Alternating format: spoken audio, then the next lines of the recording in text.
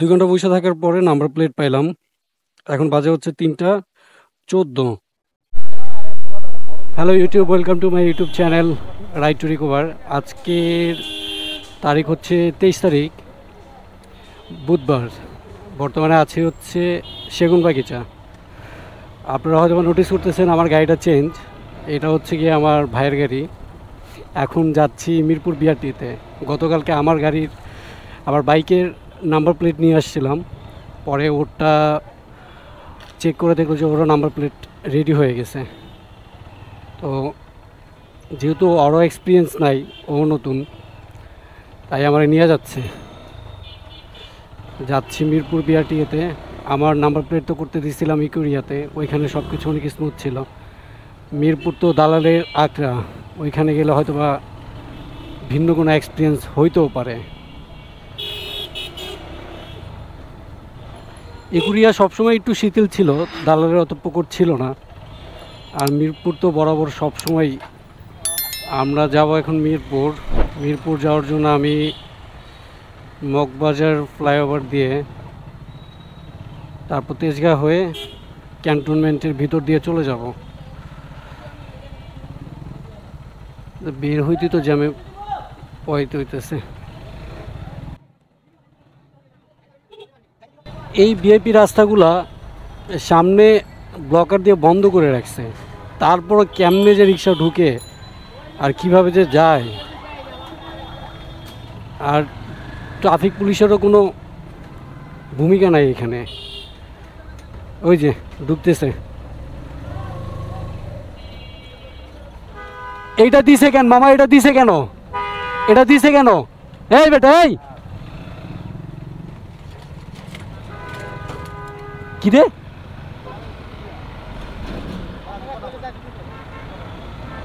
এই যে পুলিশ দাঁড়ায় আছে, পুলিশের সামনে দিয়ে যাইতেছে। কোনো বাইকার যদি করতো, ধরে নগদ মামলা দিয়ে দিত।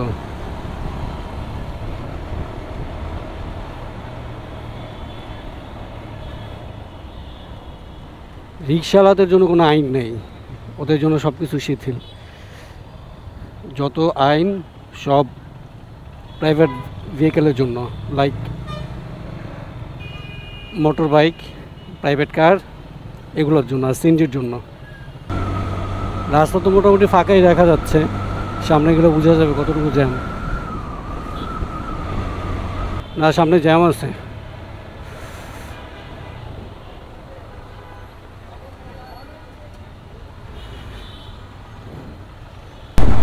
এখন আছি মগবাজার ফ্লাইওভারে।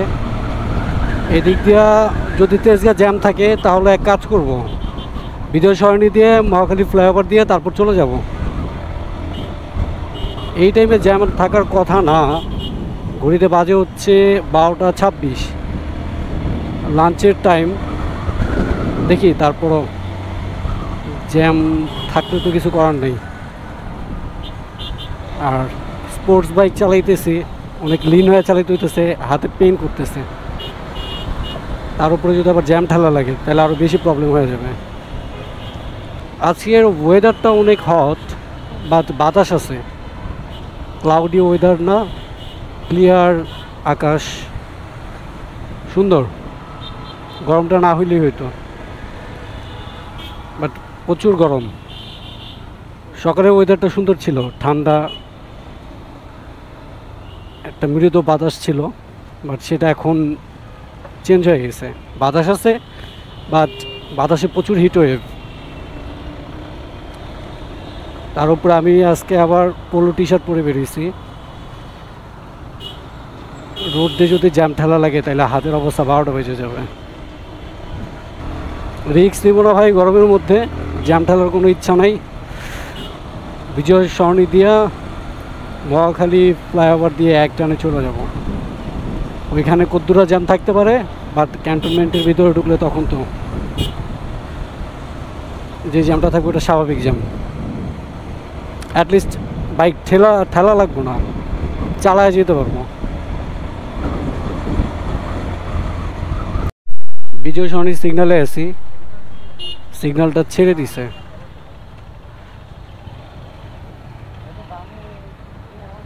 এগুলো কি 7 লাখ 8 লাখ টাকা করে? কি বলস? আমার জানা ছিল না, যাই হোক সিগন্যাল ছেড়ে দিছে, কপালটা ভালো। এখন এক টানে যদি বের হইয়া ফ্লাইওভারে উঠতে পারি মহাখালী, তাহলে আর কোনো প্যারা নেই। জ্যাম ওয়েট করার জন্য ঢুকছি বিজয় সরণির রাস্তা দিয়ে, এখানে এসে একই অবস্থা। জাহাঙ্গীর গেটে জ্যামে বসে আছি, একবার স্টাক হয়ে আছে, রোদ্রে হাত পাগুলো পুরা চলতেছে। এখন কখন যে জ্যাম ছাড়বে আল্লাহ পাক জানে। জাহাঙ্গীর গেটের জ্যামের থেকে বেরোইলাম, এখন সোজা ফ্লাইওভার উঠা যাব। ফ্লাইওভার দিয়ে নাইমা সৈনিক ক্লাব হয়ে হাতের বামে চলে যাব। আল্লাহ আল্লাহ করে ফ্লাইওভারে ওঠার আগ পর্যন্ত আর কোনো জ্যাম না পড়লেই হইল।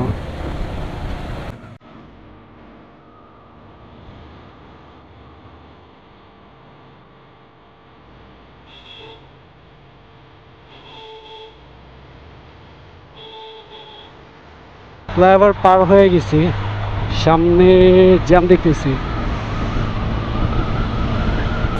সৈনিক ক্লাব পর্যন্ত হয়তো বা জ্যাম পাবো পুরোটা। ক্যান্টনমেন্টে ঢোকার সময় ক্যামেরা খুলে ফেলতে হবে, তারপর আবার ক্যামেরা ইনস্টল করতে হবে।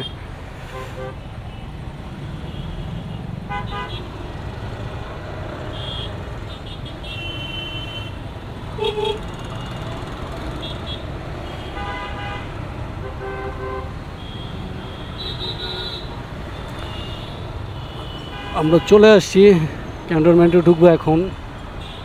তো ক্যামেরাটা বন্ধ করতে হবে, খোলা ব্যাগে ঢুকাইতে হবে, তারপর ক্যান্টনমেন্ট থেকে বের হয়ে আবার লাগাবো।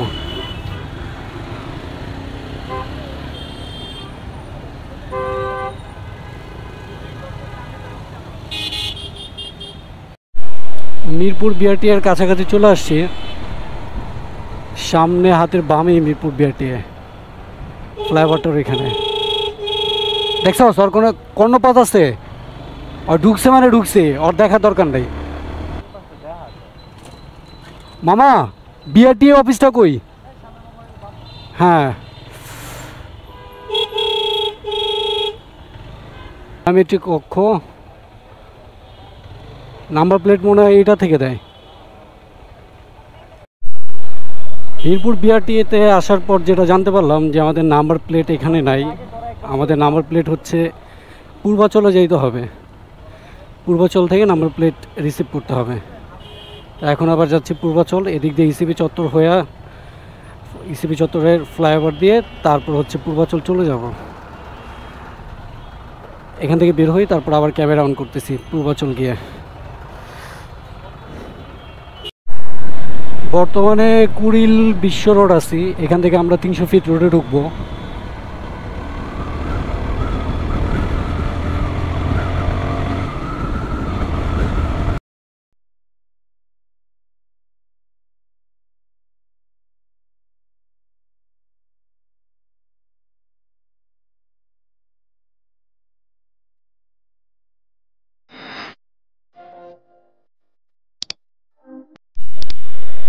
তিনশো ফিটে অনেক ঘোরাঘুরি করার পরে তারপর এই যে আমরা বিআরটিএতে মাত্র আসলাম, রাস্তা চিনি না, যার কারণে অনেক ঘুরতে হয়েছে।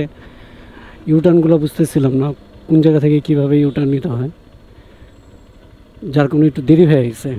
অবশেষে আসছি, বাট রাইডটা খারাপ ছিল না, ভালোই ছিল। এটা বিআরটিএ, ওরে বাবা, এই যে এখানে নাম্বার প্লেট দিচ্ছে। হ্যাঁ,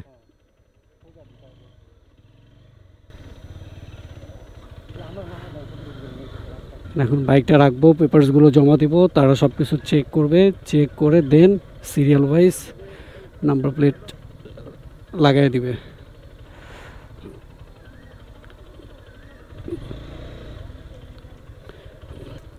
এখানে তো বাইক ভালোই দেখতেছি, আমি কালকে যে গেছিলাম আমার ওইখানে তো অত বেশি বাইক ছিল না, তো অনেক বাইক, আল্লাহ জানে কখন সিরিয়াল পাই।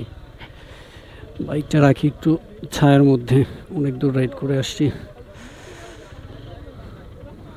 আমরা আসছি এরকম একটা ব্যাড টাইমে, লাঞ্চের টাইমে আসছি, আইসা প্রায় আধা ঘন্টা বসেছিলাম, এখন অফিসাররা আসছে, আমাদের পেপার জমা নিতেছে। পেপার জমা নেওয়ার পরে এক একজন একজন করে ডাকবে নাম্বার প্লেট দেওয়ার জন্য। ওই যে সে পেপারস জমা নিচ্ছে, কাগজপত্র চেক করতেছে।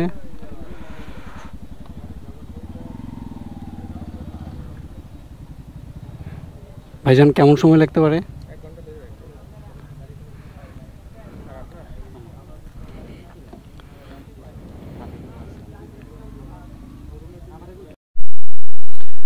অবশেষে 2 ঘন্টা বসে থাকার পরে নাম্বার প্লেট পাইলাম।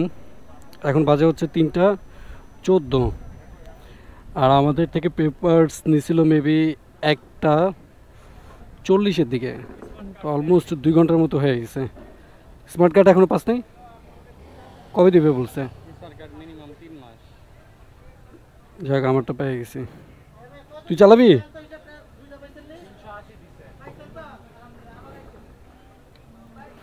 এখন আমরা চলে যাব। কে? টাটা বিআরটি। এখন আমরা সোজা 300 ফিট দিয়ে কুড়িল হয়ে, মহাখালী হয়ে, ধানমন্ডি 27 দিয়ে ধানমন্ডি চলে যাব। বিআরটি অফিসের সামনে ওয়েদারটা ভালো ছিল, প্রচুর বাতাস ছিল। 2 ঘন্টা বসে ছিলাম, চা খাচ্ছিলাম। সময়গুলো কেটে গেছে জাস্ট বিকজ অফ একটা ভালো ওয়েদার ছিল। এর জন্য অনেক সুন্দর বাতাস ছিল। বসে দুজনে গল্প করলাম, আমি আর আমার ভাই। গল্প করতে করতে দেখি যে নাম্বার প্লেট চলে আসছে, কিন্তু অনেক সময় লাগছে, অনেক সময়। আমার ইকোরিয়াতে লাগছিল 20 মিনিট, তাও আমার কিছু পেপারস মিসিংয়ের কারণে, ফটোকপির জন্য, তারপর আমার নাম্বার প্লেট লাগানোর জন্য যে ক্ল্যাম্পটা থাকে ওইটা মিসিং ছিল, যার কারণে আমার একটু সময় বেশি লাগছে, 5-6 মিনিটের মতো। বাট আমার ওভারঅল কাজ ছিল 10-15 মিনিটে। আর এইখানে আমাদের প্রায় অলমোস্ট 2-2.5 ঘন্টার মতো লাগছে। আবার মিরপুর বিআরটিতে গিয়ে আমরা আরও 1 ঘন্টার মতো ওইখানে সময় নষ্ট করছি। আর নয়তো তো সময় লাগতো না। আর একটা মিস ইনফরমেশনও আমাদের কাছে ছিল, আমাদের নাম্বার প্লেটটা মিরপুর বিআরটি থেকে দেওয়ার কথা ছিল, কিন্তু মিরপুর বিআরটিতে ওদের ওইখানের প্রেশার কমানোর জন্য ওরা কিছু ফাইল এদিকে ট্রান্সফার করে দিচ্ছে, পূর্বাচলের দিকে, যেন এই দিকের পূর্বাচলের যে বিআরটি অফিস ওরাও কিছু কাজ করতে পারে, আর মিরপুর থেকেও যেন প্রেশারটা একটু কম পড়ে। আর ইকুরিয়া ওই দিক থেকে সবসময় মোটামুটি ফ্রি থাকে, গাড়ি প্রেশার কম থাকে।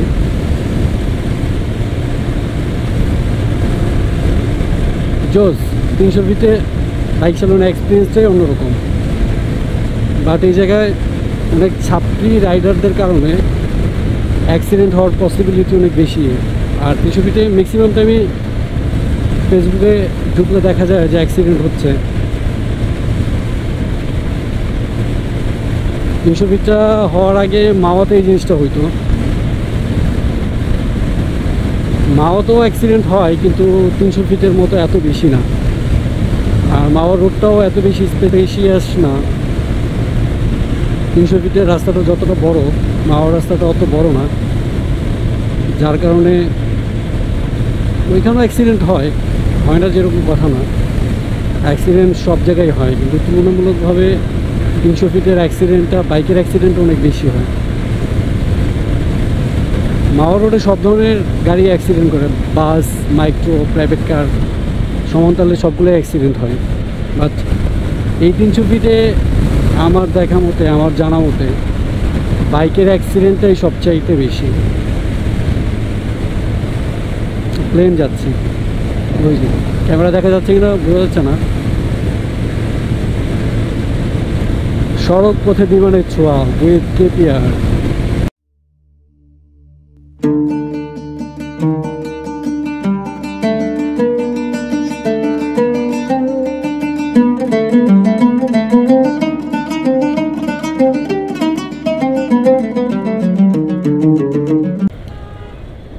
অবশেষে যেটা বলবো যে পূর্বাচল বিআরটি এর এক্সপিরিয়েন্স খুবই বাজে, খুবই বাজে।